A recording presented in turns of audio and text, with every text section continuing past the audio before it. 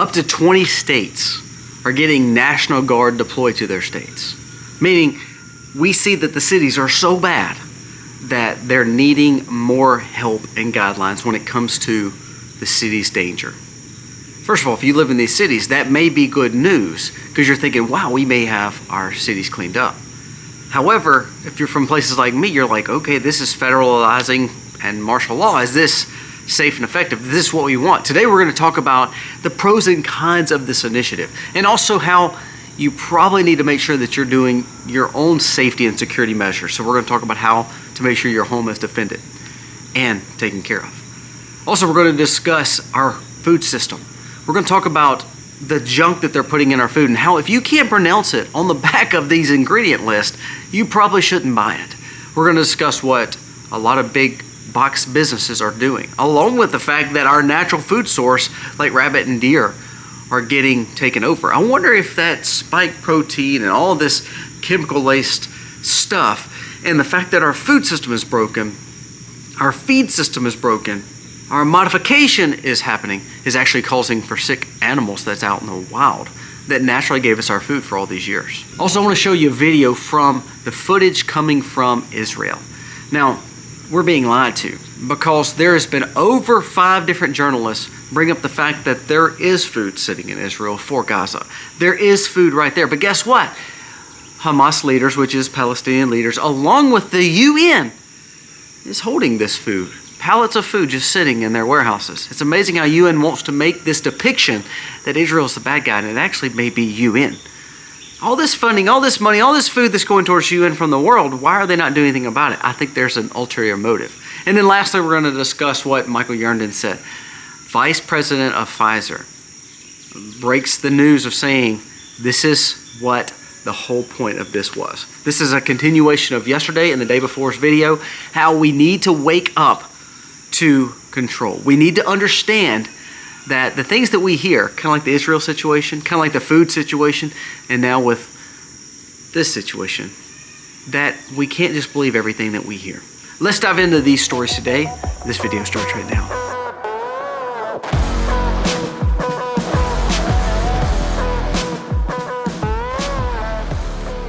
Hey guys, welcome to our channel. Thank you so very much for being here. We humbly thank you for clicking on our video. We hope that you enjoy it. If you do, please give us a thumbs up, subscribe to the channel, because we always have things coming out each and every day to hopefully help you guide and raise your family in a common sense way and try to have a little wisdom as we do it. First, let's jump into what Trump is doing with the cities and how our approach is positive and negative in some facets. Now, we call balls and strikes here. So again, I'm a conservative Christian libertarian who believes in freedom, who voted for Trump, and who is very pleased of what Trump's doing for the most part. I mean, honestly.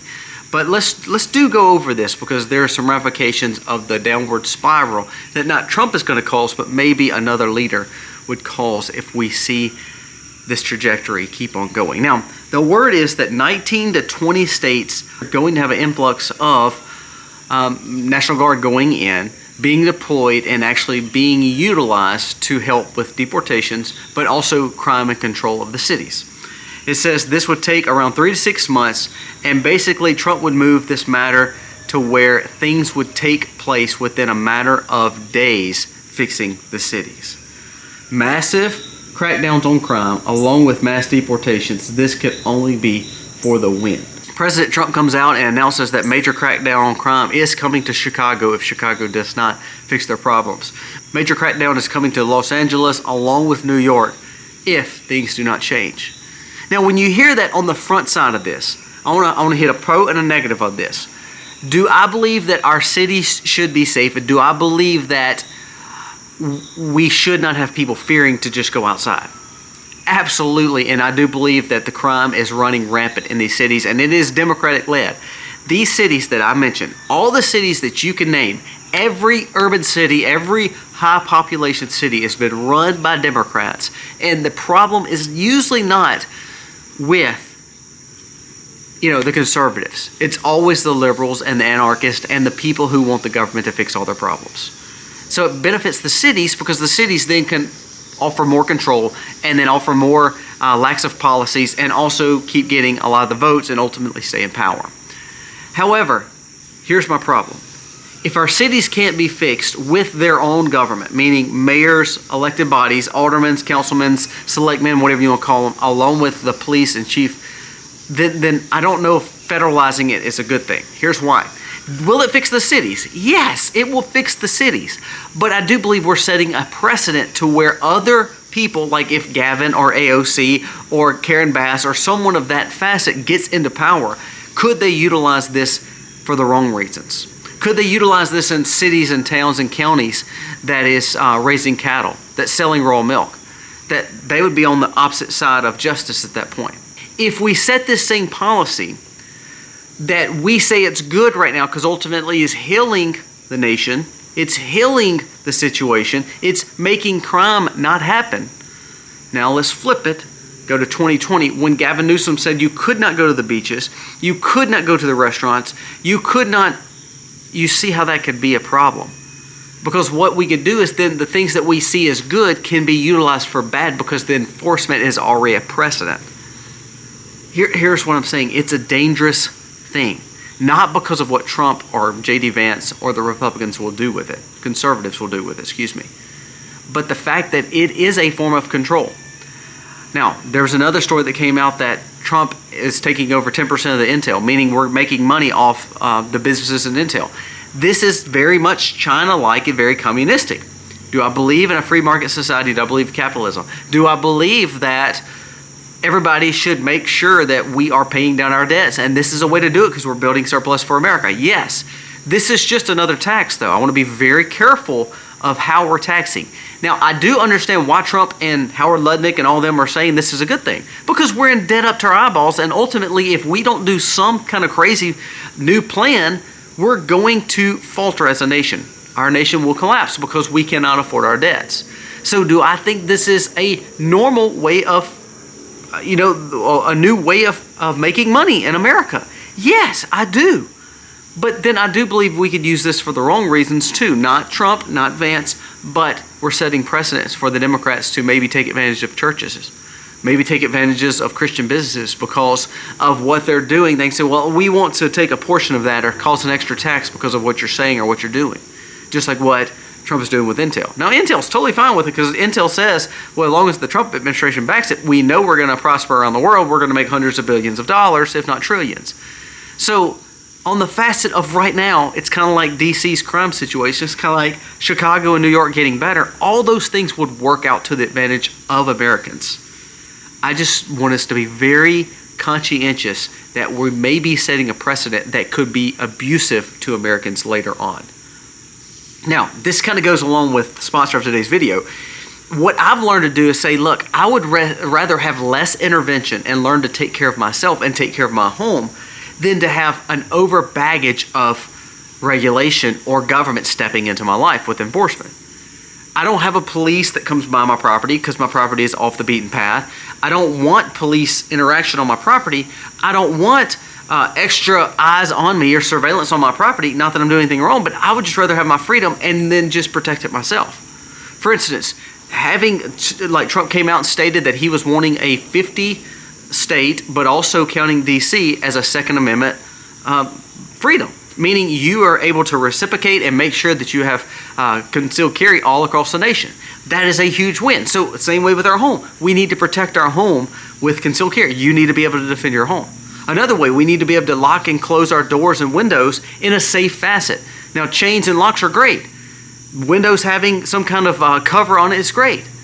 But to be honest with you, we need to make sure that we're protecting even more than that. For instance, listen, look at this. This is what I have. I have this product. I have it on two places, on a panic room and also on my doors in my home. Check out the sponsor of today's video because I think that when we talk about protection, we don't need to just talk about, well, the government's got to help us, so we need more federalization.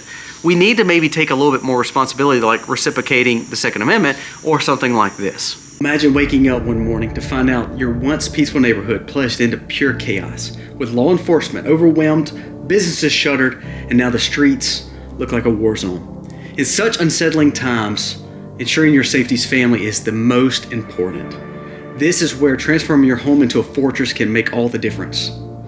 At the heart of the effective home defense is the Doorcade, door security device, a game changer in home security that fortifies your home by making your doors truly battering ram resistant. Check out this battering ram demonstration. Doorcade can take 2,000 pounds of pressure. Used by the Department of Defense in schools, this security solution is now perfectly tailored for residential use. It allows you to quickly turn any room, especially bedrooms, into impenetrable safe rooms. Unlike conventional locks or deadbolts, Doorcade is tamper-proof from the outside, offering a robust layer of protection against potential intruders. Moreover, it comes with a lifetime warranty, providing a peace of mind that lasts. By installing this advanced security measure, you significantly reduce the risk of your home being targeted, being proactive, not reactive. Don't wait for a crisis to inform your home security. Join the ranks of those who prioritize their safety and choose to fight crime by preventing it. In uncertain times, being prepared is not just an option, it's a necessity. No joke, protection is the utmost importance, and we live in a world that is so dangerous. I want to make sure my homes are protected, and doors are the first line of defense. Make sure you have this Doorcade. There's a link below. I actually have 2 of these on 2 of my doors, one exterior door, but one on a panic room door. So say for instance, you're worried about them coming in the home. If you have that safety room, use the Doorcade. A phenomenal product. So make sure you check them out today. Now, when we talk about protection and we talk about the safety in our cities, if you live in these cities, things like defending your home with the Second Amendment, having something like the Doorcade is key. Also making sure that you have some kind of dog or some kind of way of making sure that you can get out if you need to, so a back way out.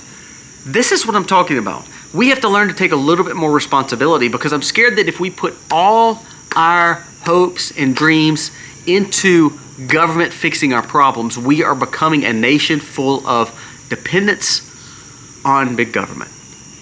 Do I think Trump is doing a great thing? DC is cleaner, they said, than ever before. Do I think that Chicago and New York and all those things need probably a sweeping haul of crime being taken away? Yes, I absolutely do. I'm just so scared of how politics and regulation and enforcement works that if we set this precedent, then it allows for the next guy to do the same thing and maybe use it against people like me. That's what scares me. So it comes down to a very, very fine line. Do I agree with cleaning up the cities and states? Yes, I wish the cities and states would do it themselves. Do I believe that if I lived in the city, I would be happy with Trump coming in and cleaning the city? Yes, I would. But as an American that looks at the city, I'm like, I would rather see them burn and have problems, because what I'm seeing is a dangerous precedent being set. We just have to be very careful. Here's why. I want you to listen to this next story, because this doesn't have to do with Trump or doesn't have to do with defending your home, but it has to do with the fact that so easily we lose power because we're willing to listen to the government and what they tell us. I want you to listen to what Michael Yerndon said. Michael Yerndon, again, is we've talked about him before, but he's basically was the former vice president of Pfizer. He says this, he's a Dr. Michael Yerndon, says, there was no pandemic, and the lie to maintain it was just to put this in to 5.5 billion people. He said, this dangerous substance has taken the life of 17 million so far since 2020. They plan to interview him in the UK, and so far the UK Congress and Parliament cut their feed. He was not able to speak. So this one thing when Gavin and the leader of California and like Los Angeles, Garcetti, and New York and all these big, very, very liberal states locked down their people, they were mandating this, and we talked about the dangers of it yesterday. Now, Michael Yerndon, who worked for the pharmaceutical company, basically stated that 17 million people have lost their life. 5.5 billion has got this bioengineered dangerous substance put into their veins, as now their blood is tainted. It's not pure anymore because of the spike proteins. Do you see how dangerous this is? Do you see how this trust in government and trust in what we're being told is meant for our good? In some cases it may be, but in some cases it can be used to absolutely control us. I want you to listen to this narrative right here. How long have you heard that our government, along with world governments, along with the news media, along with liberals, are telling you, even the woke right, even some of the woke right is telling you that Israel's been holding goods away from Gaza. People are famine starving. They even declared a famine. I want you to look at this video. This video is, and again, this is not just one guy. Kim Higby shared this. This is another individual. There's 3 or 4 major journalists that has went into the UN facility and seen these pallets of food. There was a soldier, a British soldier, along with a Scottish soldier that both went into this area and said the same thing. Said, look, we've been lied to, because ultimately what we're seeing is there's piles of food out here. The UN and the leaders of the Palestinian people are the ones withholding food, not Israel. Not Israel. Watch this video. I don't know if you guys have ever seen what 600 trucks worth of aid looks like, but this is what it looks like. That is a lot of aid. Wow. It's all going to waste because the UN refuses to distribute it. Unbelievable. Unbelievable.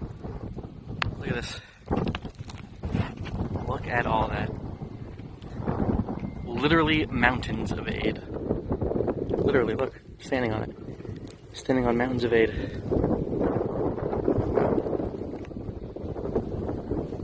This truth be told, you're being lied to. So, what did we see with the fact of Michael Yarndon? That we were feared into taking this, and now we have a problem, like we've talked about the last few days. The dangers of the city. And again, because the dangers of the city makes for more control elements.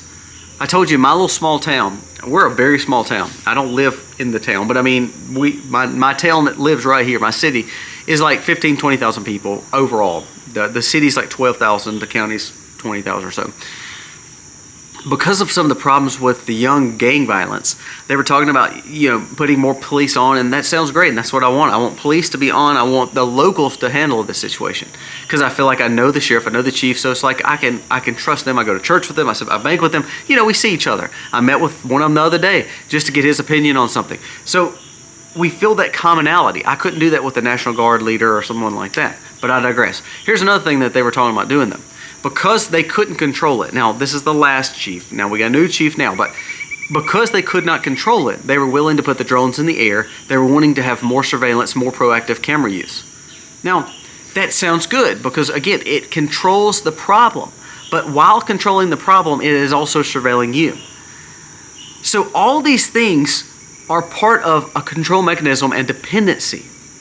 Now, let's keep on going. I mean, we talked about how we're being lied to. What about our food system? There was an interview done, and this guy was basically saying that our food is basically just bioengineered garbage.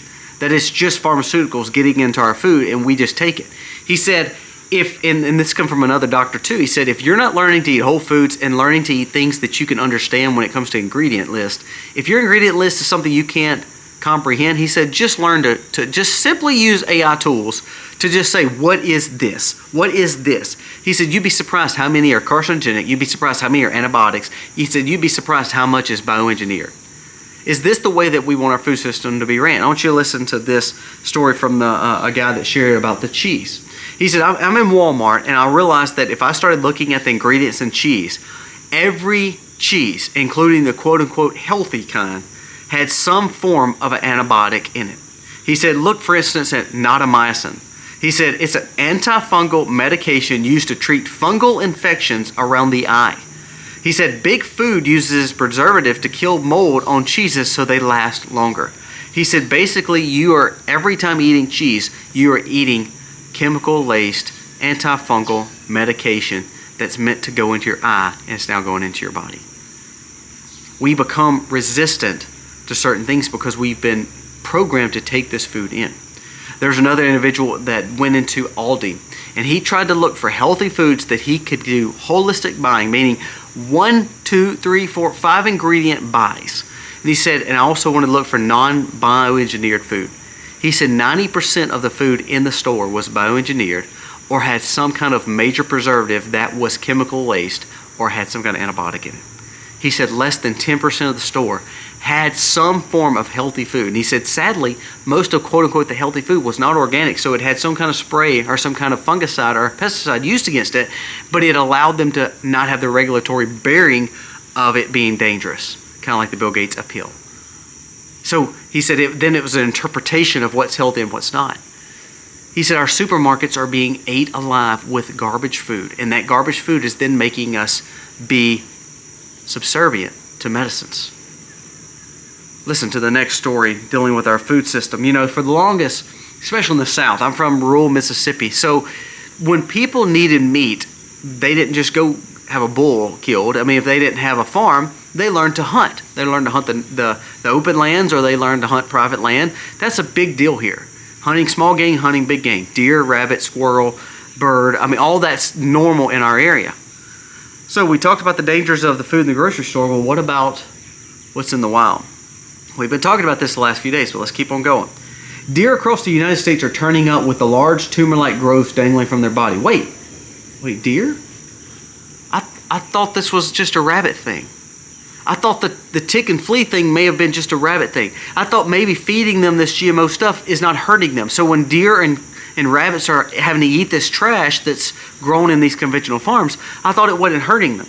Let's keep on going. It says, wildlife official says this viral condition known as deer cutaneous fibroma is starting to come up as deer warts, and it is spreading so much, and it's caused by mosquitoes and ticks. Wait, what about those ticks in academia saying that they could learn to utilize those to start the plague? And then what about Bill Gates making the mosquitoes that had GMO modification in them that could help spread what he wanted spread to animals and to humans?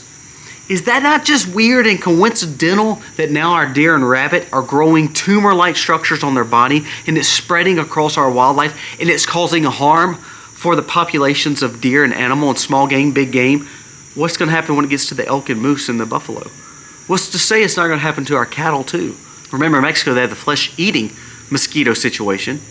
What's to say that we're not just destroying our food? And it seems like the things that are destroying our food are all man-made. It's not just magically happening. It's viral loads. Where are those viral loads coming from? Deer and rabbit are getting them. It's coming from flea, tick, and mosquito. Every one of those things, every form of that insect and that tick or that flea was developed and utilized. Go back to the Rocky Mountain spotted fever and the ticks and the rickettsia. Go back and do those studies.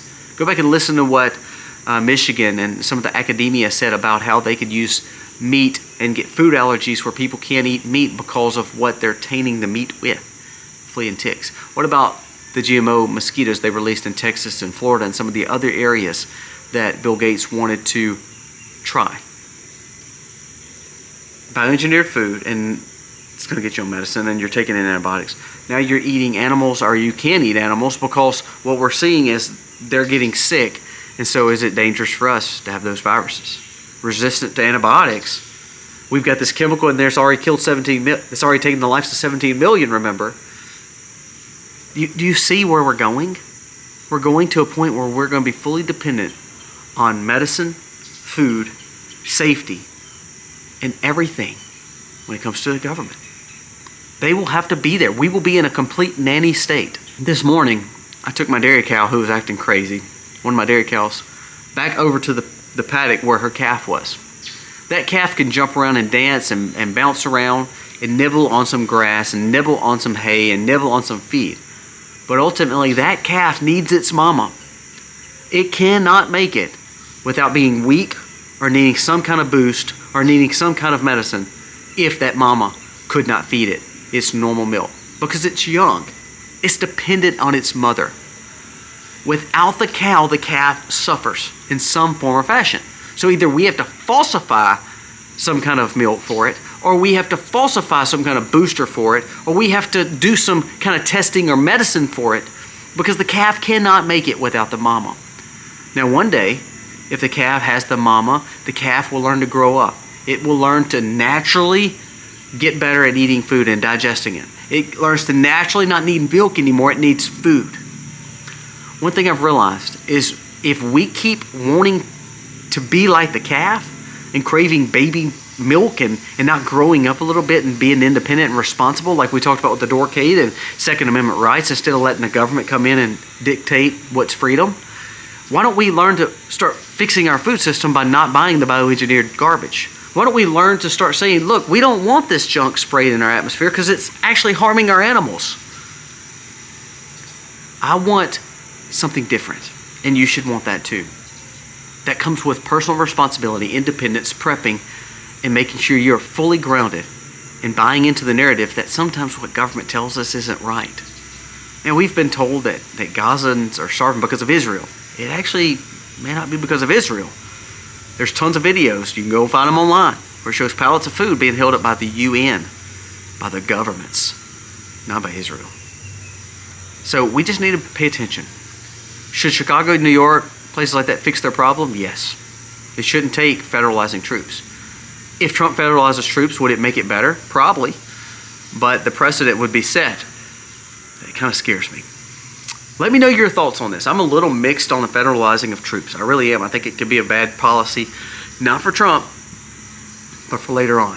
I think it would be a bad policy for us to take in businesses as Americans instead of letting Americans build their businesses. I think it's a bad policy. Not for Trump, but because of the precedent setting. I'm worried about our food system, guys. I'm worried about our medicine system, guys, because Dr. Yarndon is saying 17 million already. And it's just a bioweapon. That spike protein may be causing problems. That GMO modification in foods may be causing problems for our animals and our food system. I just want to want better. I want better than that. I believe God meant for us to enjoy this world and to grow our own food, to be independent, have freedom, and ultimately love Him. I don't think we were meant to be like prisoners. I don't think we were meant to stay calves forever, because if we were meant to stay calves forever, wouldn't the calves stay calves forever? No, they grow up and become cows. They become independent. They don't need their mom anymore.